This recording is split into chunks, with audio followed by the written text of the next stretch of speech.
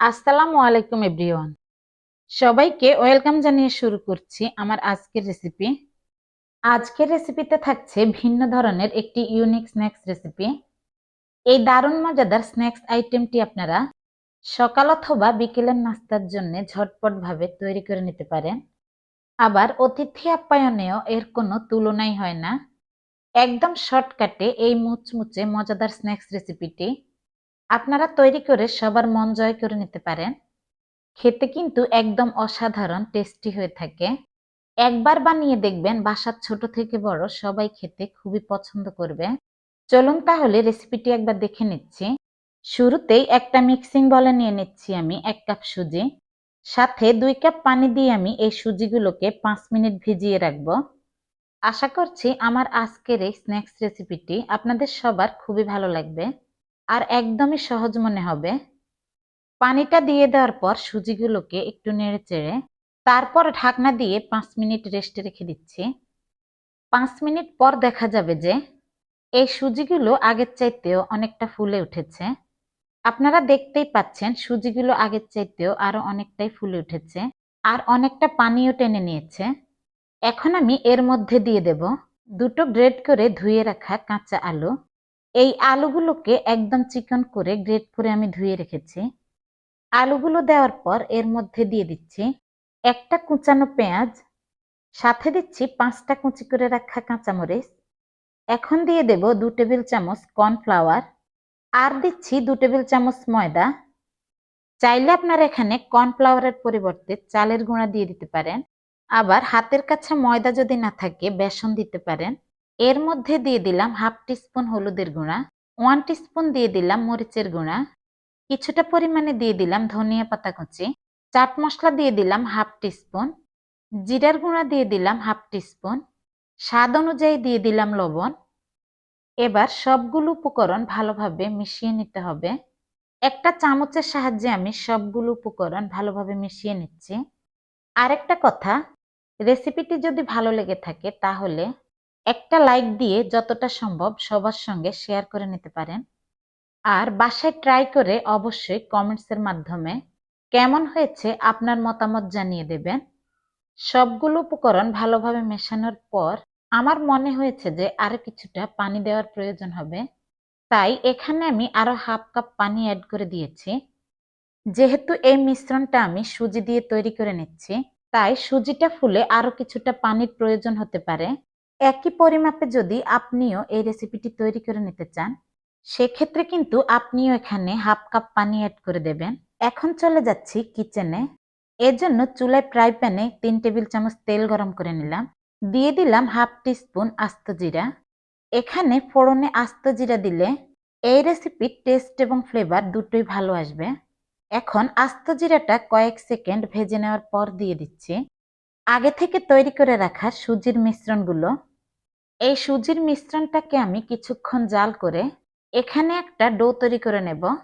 তাই চুলার আঁচ লো টু মিডিয়ামে রেখে এই সুজির মিশ্রণগুলোকে অনবরত নেড়েচেড়ে একটা ডোয়ের আকারে তৈরি করে নিতে হবে। এ পর্যায়ে চুলার আঁচ বাড়িয়ে কিন্তু এই ডোটা তৈরি করে নেওয়া যাবে না। অর্থাৎ চুলার আঁচ প্রথম থেকে শেষ পর্যন্ত লো টু মিডিয়ামে রেখে এই ডোটাকে তৈরি করে নিতে হবে। এই ডোটা কিন্তু খুব বেশি নরম করে তৈরি করা যাবে না। এই ডোটা একটু নরম করে তৈরি করে নিলে সেক্ষেত্রে দেখা যাবে যে নাস্তার শেপগুলো দিতে খুবই অসুবিধা হবে। তাই অবশ্যই মাঝারি ঘনত্ব করে এই ডোটাকে তৈরি করে নিতে হবে। এই ডোটা অনবরত নাড়তে নাড়তে যখন দেখা যাবে যে প্যানের গা থেকে ছেড়ে আসছে, তখন বুঝে নিতে হবে ডোটা পারফেক্ট ভাবে তৈরি হয়ে গেছে। আপনারা দেখেই হয়তো বুঝতে পারছেন এই ডো থেকে অনেকটা পানি শুকিয়ে গেছে আর প্যানের গা থেকেও ডোটা অনেকটাই ছেড়ে আসছে। আশা করছি আপনারা বুঝতেই পারছেন এই ডোটা আমার পারফেক্ট ভাবে তৈরি হয়ে গেছে। এখন এই ডোটাকে আমি চুলা থেকে নামিয়ে একটা বাটিতে ঢেলে 5 মিনিট ঠান্ডা করে নেব। 5 মিনিট পর এই ডোটাকে আমি আবারও ভালোভাবে কিছুক্ষণ মেখে নেব। একটু গরম থাকা অবস্থায় এই ডোটাকে ভালোভাবে মেখে নিতে হবে। আর গরম গরম থাকা অবস্থায় নাস্তার শেপগুলো তৈরি করে নিতে হবে। এখন আমি হাতে একটু ঘি মেখে তারপরে অল্প অল্প করে এখান থেকে ডো নিয়ে এই নাস্তার শেপগুলো বানিয়ে নেব। প্রথমে হাতের সাহায্যে এই নাস্তাগুলোকে চেপে চেপে গোল করে নেব। তারপর দু হাতের তালুতে নিয়ে এভাবে ঘুরিয়ে ঘুরিয়ে চ্যাপ্টা করে সবগুলো নাস্তার শেপ বানিয়ে নিতে হবে। এই স্ন্যাক্সগুলো বানিয়ে নেওয়া একদমই সহজ। যে কেউ রেসিপি ফলো করে এটা বানিয়ে নিতে পারবেন। একদম অল্প সময়ে শর্টকাটে খুবই অল্প উপকরণে এই রেসিপিটি কিন্তু যখন তখন বানিয়ে নেওয়া যায়। ভিডিওটি যারা ইউটিউব চ্যানেল থেকে দেখছেন তারা প্লিজ চ্যানেলটিকে সাবস্ক্রাইব করে চ্যানেলের সাথেই থাকবেন। আর ফেসবুকে অ্যাক্টিভ থাকলে আমার পেজটি ফলো এবং লাইক দিয়ে রাখবেন। পাশে থাকা বেল বাটনটি ক্লিক করে রাখবেন। এতে করে আমি নতুন নতুন সহজ সহজ ভিডিও আপলোড দেওয়ার সাথে সাথে সবার আগে এর নোটিফিকেশন আপনার কাছে পৌঁছে যাবে। একইভাবে সবগুলো স্ন্যাক্স আমি সুন্দরভাবে বানিয়ে নিয়েছি। এখন চলে যাচ্ছি আমি স্ন্যাক্সগুলো ভেজে নেওয়ার জন্য। এজন্য চুলে একটা প্যান বসিয়ে দিলাম। দিয়ে দিলাম কিছুটা রান্নার রেগুলার তেল। এ পর্যায়ে চুলার আঁচ মাঝারি হিটে রেখে তেলটাকে হালকা গরম করে তারপরে একটা একটা করে এই স্ন্যাক্সগুলো এই তেলের মধ্যে দিয়ে দিতে হবে। এ অবস্থায় তেল কিন্তু বেশি গরম করে নাস্তার শেপগুলো দেওয়া যাবে না। তেলগুলোকে হালকা গরম করে তারপরে স্ন্যাক্সগুলো দিয়ে দিতে হবে। না হলে স্ন্যাক্সগুলোর মধ্যে খুবই দ্রুত কালার চলে আসবে আর স্ন্যাক্সের ভেতরটা একদম কাঁচা থেকে যাবে। তাহলে খেতেও একদম মুচমুচে তৈরি হবে না। কিছুক্ষণ ভেজে নেওয়ার পর এই স্ন্যাক্সগুলোর একটা সাইডে যখন সুন্দর হালকা গোল্ডেন কালার চলে আসবে তখন আরেকটা সাইড উল্টে দিতে হবে। এরকম ভাবে কিছুক্ষণ পর পর উল্টে পাল্টে এই স্ন্যাক্সগুলোকে খুবই সুন্দর পছন্দনীয় কালার করে সুন্দরভাবে ভেজে নিতে হবে। আপনারা দেখেই হয়তো বুঝতে পারছেন এই স্ন্যাক্সগুলো দেখতে কতটা আকর্ষণীয় দেখাচ্ছে আর খেতে কতটা মুচমুচে মজাদার হতে পারে। এই স্ন্যাক্সগুলোকে আমি একদম সুন্দর গোল্ডেন কালার করে ভেজে নিতে প্রায় 5 থেকে 6 মিনিট সময় লেগে গেছে। আপনারা হাতে একটু সময় নিয়ে এই স্ন্যাক্সগুলোকে সুন্দর মুচমুচে কালার করে ভেজে নেবেন। এতে করে স্ন্যাক্সগুলো খেতে একদম অসাধারণ লাগবে। এগুলো আমার সুন্দরভাবে ভেজে নেওয়া হয়ে গেছে। এখন তেল ছেঁকে নামিয়ে নেব। একটা কিচেন টিস্যুর মধ্যে আমি এই স্ন্যাক্সগুলোকে নিয়ে নিচ্ছি। এতে এক্সট্রা লেগে থাকা তেলগুলো টেনে যাবে। ঠিক একই সেমে বাকি নাস্তাগুলো আমি ভেজে নেব। আপনারা চাইলে এই নাস্তাগুলোকে একটা এয়ারটাইট বক্সে করে ফ্রিজে সংরক্ষণ করে রেখে দিতে পারেন প্রায় 5 থেকে 7 দিন পর্যন্ত।